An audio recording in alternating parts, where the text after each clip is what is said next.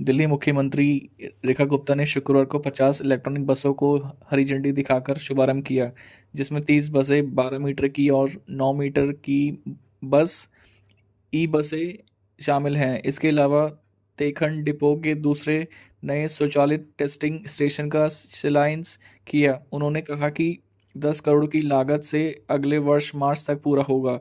यह इसलिए ज़रूरी है क्योंकि जब दिल्ली के प्रदूषण की बात करते हैं तो लोग कहते हैं कि वाहन प्रदूषण के एक बड़े बड़े कारण हैं। उन्होंने दिल्ली की पिछली सरकारों पर निशाना साधते हुए कहा कि दिल्ली सड़कों पर करोड़ों वाहन चलाते हैं। 6.5 लाख व्यावसायिक वाहनों से सबसे अधिक प्रदूषण होता है। इतने वाहनों की फिटनेस जांच पर प्रमाण पत्र देने के लिए सरकारी तंत्र में सुविधा नहीं है। पिछली सरकार सिर्फ एक सेंटर चलाती थी जिससे वर्ष पर 47,000 वाहनों की फिटनेस जांच हो सकती थी। उन्होंने कहा कि दिल्ली में प्रदूषण की समस्या को कम करने के लिए सरकार ने 2 महत्वपूर्ण कदम उठाए हैं। पहला, बड़ी संख्या में ई बसों को सड़कों पर उतारना और दूसरा, वाहनों को फिटनेस जांच के लिए स्वचालित टेस्टिंग स्टेशनों की संख्या बढ़ाना शामिल है।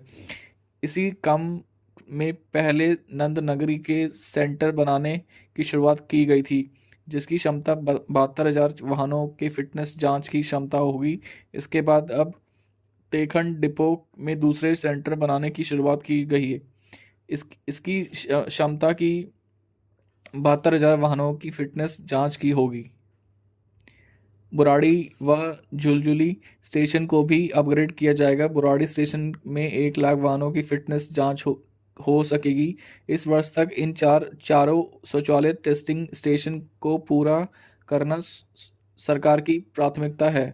इससे बड़ी संख्या में वाहनों की ऑटोमेटिक तरीके से फिटनेस जांच हो सकेगी। इसके अलावा दिल्ली में ई वाहनों के जरिए प्रदूषण कम करने का प्रयास है। इसलिए 50 नई ई बसें शुरू की गई। पिछली सरकार ने 10 वर्ष में सिर्फ 2,000 ई बस सड़क पर उतारी। भाजपा सरकार ने सिर्फ 8 महीने में 1350 इलेक्ट्रॉनिक बसें सड़क पर उतारी हैं। आगे ई बस की संख्या और भी बढ़ाई जाएंगी। मुख्यमंत्री ने कहा कि दिल्ली में मेट्रो का नेटवर्क भी बढ़ाया जा रहा है। मेट्रो भी भाजपा सरकार की देन है। प्रदूषण पर सवाल उठाने वाली कांग्रेस व आम आदमी पार्टी सरकारों ने दिल्ली को खराब स्थिति में छोड़ा। कूड़े के पहाड़, टूटी सड़कें, गंदे नाले, प्रदूषित वातावरण, यह सभी पिछली सरकारों की देन है। सीएम ने बताया कि कूड़े के पहाड़ से इस नवंबर तक 48.50 लाख मीट्रिक टन कूड़े का निस्तारण किया गया है। इसमें से 8 महीने में करीब 17 लाख मीट्रिक टन कूड़ा हटाया गया है।